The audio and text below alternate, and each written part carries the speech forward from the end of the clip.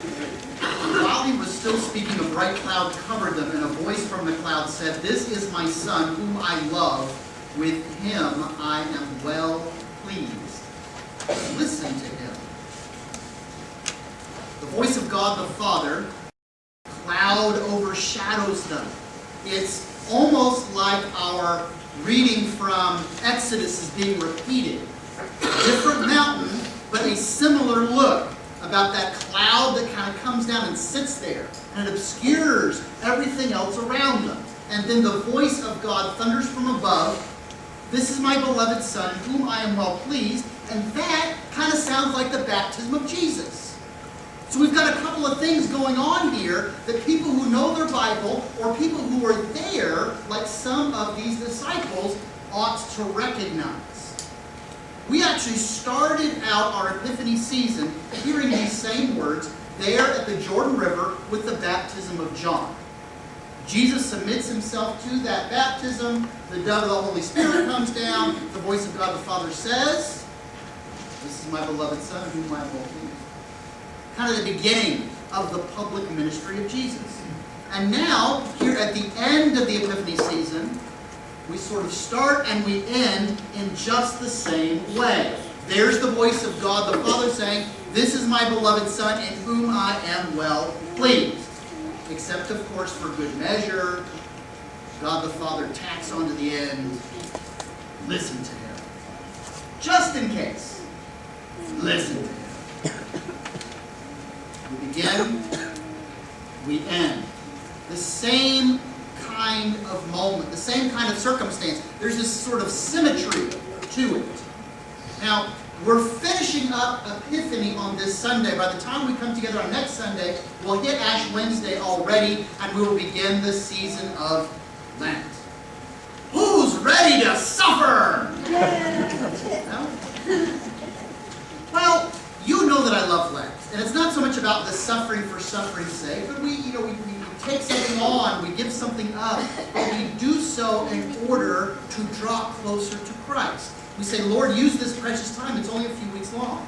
40 days and 40 nights only sounds long when you're looking at it before you start. Once you get into it, it actually goes pretty quickly. But if this is a special time that's going to prepare us for Easter, that our joy in his resurrection might be full and complete, that we've taken this special time to say, "I'm going to sacrifice something," or "I'm going to start something. I'm going to be more purposeful about it. I want to be more like you. Make me, help me be more like you." Well, that time is brief, and if we don't really kind of hit it and use it to its fullest and to its utmost, it's going to be here and gone before we know it. So as it starts, as we are just about ready to begin, we finish Epiphany on this mountaintop. And we finish with this moment that reaffirms the identity of Christ, adds a little bit of a twist to it with a reminder, with a commandment really, to listen to him. And if we were to kind of graph out sort of the storyline of the gospel, if we remember how stories, they have an introduction and a rising action, and there's a climax, and there's a falling action, there's a resolution. If you remember that from school, am I the only one who remembers that stuff? Yeah, the story goes up and down. Well, in the public ministry of Christ, his story begins publicly at the baptism. "This is my beloved Son, in whom I am well pleased." Where does his public ministry end? Anybody? Not on the cross. Ascension. Ascension. You have to kind of think through it, that after the cross, he is raised from the dead. After he is raised from the dead, he still preaches and teaches, doesn't he? There's this period of time that the resurrected Christ is there amongst his people, is here in the world, and building his church. And then the ascension, that's the end of his public ministry. This is happening sort of in the middle, but if we've got a beginning and an introduction, if we've got a conclusion, if we're going from the baptism of Jesus to his ascension, then the Feast of Transfiguration, this is the climax of the story. Believe it or not, this is the climax. Now, if you want to put something else like, "Oh, it's the crucifixion," or "it's Holy Week," or whatever, believe it or not, that's actually more of the falling action. Not that these things are unimportant or less important, but if you're story flows. This is actually the culmination of his public ministry, to which everything else that happens is now racing toward its fulfillment and conclusion. Why is this the climax then? Because of what happens. This is the climax. Because for just a moment, his three closest disciples, and now all of us, just for a glimpse, we see the glory of God. Now, you have to look at this and think through how it's described. And every gospel writer describes it slightly differently. They're all trying to describe the indescribable. And if you've ever had a circumstance happen to you that was just really something, and you're trying to tell people, oh, you don't know what it was like, and it's like this, I can't really do it. I can't really describe what happened. You had to be there. You had a moment like that where you're trying, and it was sort of like this.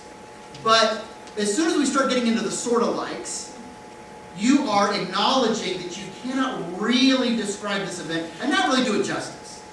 So, they are trying to describe an indescribable moment, but let's look at how they actually describe it. Jesus, his face shone. So he was transfigured. The way he looked is transformed, metamorphosized, is different. He looks like Jesus, but something about him is different, and he's shining. Oh, well, that's lovely. Shone. Yeah, kind of. What does he actually say here in trying to describe this indescribable moment? His face shone like the sun. Who amongst us loves walking outside and staring into the sun? You can't. You cannot look into the brightness of the sun.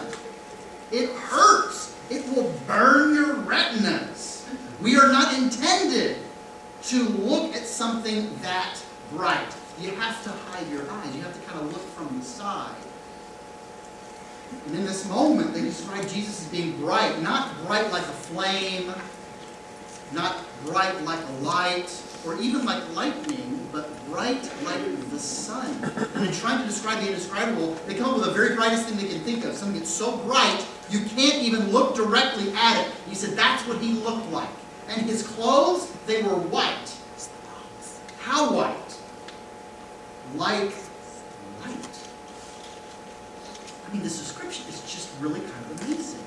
His clothes were white like light itself. What they catch for just a moment is the glory of God. And maybe it's just a fragment, it's maybe just a piece. Maybe it's just enough so it doesn't kill them dead. But it is enough that they can see and they can know Jesus has been transfigured on the holy mountain. And they have seen it. And it's going to make all the difference. And there, all of a sudden, with this transfiguration of Jesus, who was so bright you can't even look at him, is Moses and Elijah. And we all ought to read that and not skip over and say, oh, how interesting. Wasn't it nice that Moses and Elijah could show up? These guys have been gone for a long, long time. Maybe 1,000 or so years. No one has seen either of them. And Moses and Elijah, boom, they're right there next to Jesus. This is the law and the prophets. Moses, who gives the Ten Commandments to Israel, who gives Holy Torah, who marks Israel as God's chosen people amongst the entire world. Elijah, who the mighty prophet, who sort of symbolizes not just prophecy in general, but the power and the grandeur of God. Elijah just doesn't say powerful things. Elijah does powerful things. And you have these two guys, and it's not just two guys, but they carry with them the authority, the responsibility, and the symbolism of the entire Old Testament. You could take the Old Testament, you could put it in a blender, you could mix it all up, you could put it in muffin pans, put it in the oven, come out, you get two muffins that contain everything that's inside of the Old Testament, and you know what those muffins would be? Moses and Elijah. So a Moses muffin and an Elijah muffin. This is a big deal. All the law and the prophets, all the Old Testament, everything pointing to Christ and now to be fulfilled in Him. Here's the voice of God the Father. This is my beloved Son, in whom I am well pleased. Listen to Him. And then Jesus stands in. So it's an indescribable moment. The disciples must, minds blown. Okay? Minds blown. They have witnessed something that they can't even tell people about, not with words that make any sense. And what does Jesus immediately do? Don't tell anyone until I'm raised from the dead. So imagine how these disciples feel. They're walking down from this mountain, and Jesus immediately starts talking about death.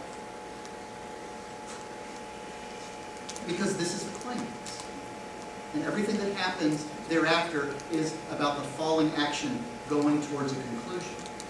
At the climax, we get a glimpse of Jesus in the eternal, divine glory in such a way that it's so bright and it's so amazing you can't even look straight at it. And now, after they've been given this blessing of a glimpse, this is where we're going. This is where we're headed. Never forget this moment at the climax of my public ministry. Law, prophets fulfilled, bright and shining like the sun. Because now, we're going to come down off this mountain and we're going somewhere. Where are they going? Jerusalem. What's going to happen? It's going to be a cross. Everything else in the gospel story is now happening along that one road. They are headed towards Jerusalem. This is the only thing that's going to happen. I mean, he's going to preach and he's going to teach, he's going to heal along the way. But everything else from this moment up, as soon as they come down the mountain, they now have a destination in mind. There is a course set. And it is towards Jerusalem and it is toward a cross. And Jesus is saying there's going to be suffering and there's going to be hardship. There will even be death. But before you let this long, hard road beat you down, before you start to wonder what is the purpose and point of all this, can I even make it through to the end? He says, remember that moment. Because you have seen the glory of God. And that's going to carry you through to the end and beyond. That's why it's the climax. You've seen Him in His magnificence. You've seen Him in His splendor. You've seen Him in power. You have seen Him in glory. And everything else that comes through, you have now been given this moment of blessing and grace. You've been given the strength so you can carry through that. Even when it gets really hard and scary, you're like, man, I don't know if I can make it through this, but hey, I don't know. Remember? Oh, yeah. Okay. I know how this is going. I know where this is going to lead. We can do this. It's going to be okay. It's going to be perfect. Now, I'm the sort of person who wants to know that the destination is going to be worth the journey. I roll my eyes when I hear, oh, it's all about the journey. No. I have been on car trips, like when I was a kid, that just lasted forever. And if we'd been in this long, hot car, and I've been rolling around the back of a station wagon for 6 hours, it better be better than the biggest ball of twine in Minnesota. So, I kind of want to know that the end result is going to be worth it. I hate getting involved in a book. It's like, oh, this is really good. And the further, what? No. And you get to the end, you're like, why? It just flops at the end, and you feel like you've wasted all this time. You feel like you've wasted all this passion because it turned out to be terrible. I hate that. I hate going into a movie after seeing the preview, like, oh, this is going to be great. And you're watching the movie like, they took every single good part, pulled it out, and put it in the trailer. I've already seen all the good parts. This is terrible. I have now wasted $10 for a ticket and 2.5 hours of my life, and this was miserable. I don't want to do that. I'm the kind of guy who wants to know that it's going to be worth it. The destination is worth the trip. This is the climax. because we see the glory of God in an indescribable manner. And he's telling the disciples, and he's telling us, the destination is worth it. No matter how hard and how long it is. It's going to be a long, dusty road for them to get to Jerusalem. There will be crowds that first adore him, and then crowds who cheer as he is executed.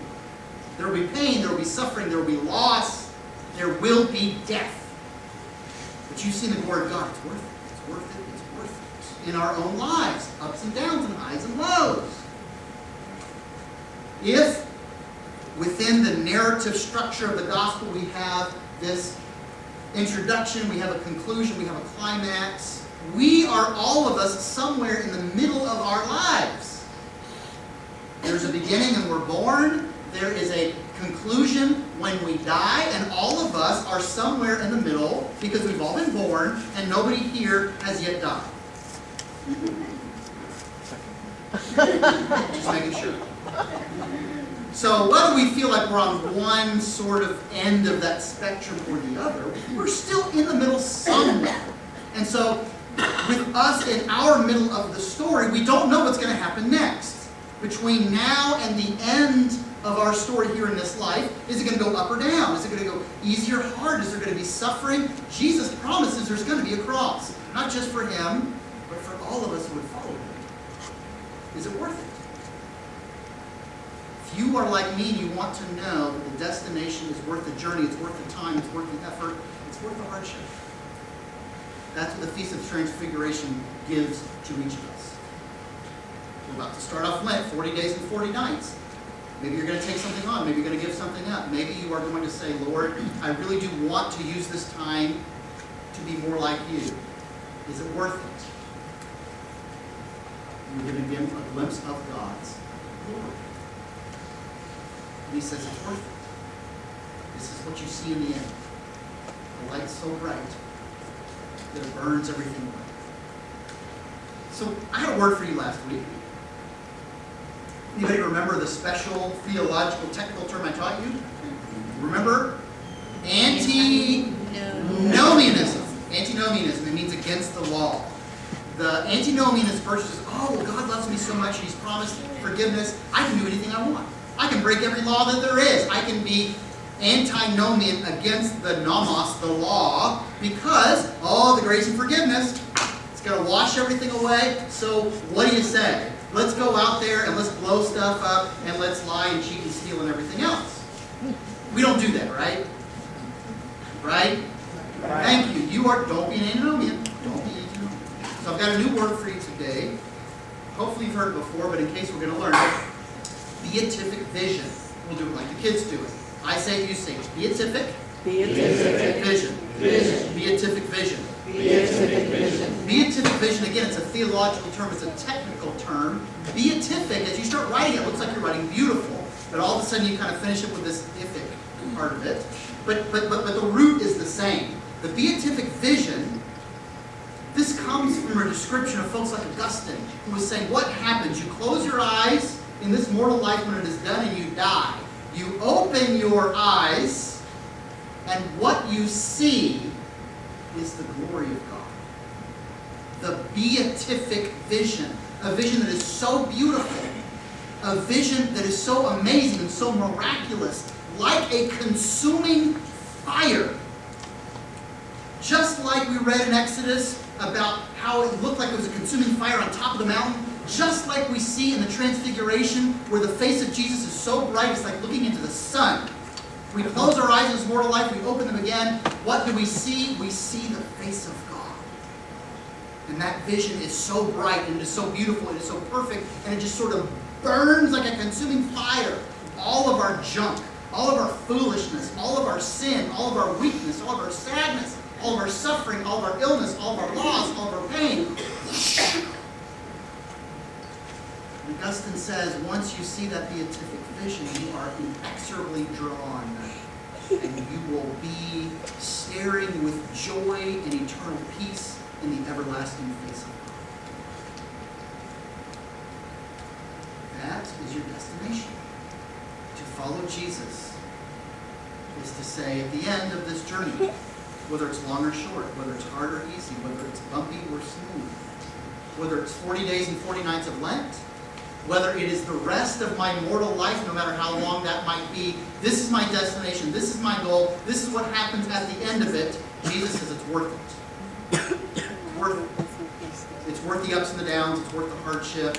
It's going to be way, way, way better than the biggest ball of twine in Minnesota. It's going to be way, way, way better than a book that doesn't end as well as it begins. It's going to be way, way, way better than a movie where all the good parts you've already seen in the trailer. Like the Feast of Transfiguration, a blessing given to those disciples so that they can make it through the tough times ahead. They can make it through the cross and beyond. May it be so for us, because this vision is what waits for us. To close our eyes in this life and to open our eyes in the next is to see the face of God. And I want this day and I want this time, whether it's this reading, whether it's some words that I might say that somewhere, somehow sink into you, whether it's receiving His body and His blood, that no matter what happens from here on out, Lent or your life, it is worth it. The glory of God that shines brighter than the sun. That is what awaits us, and it is worth it.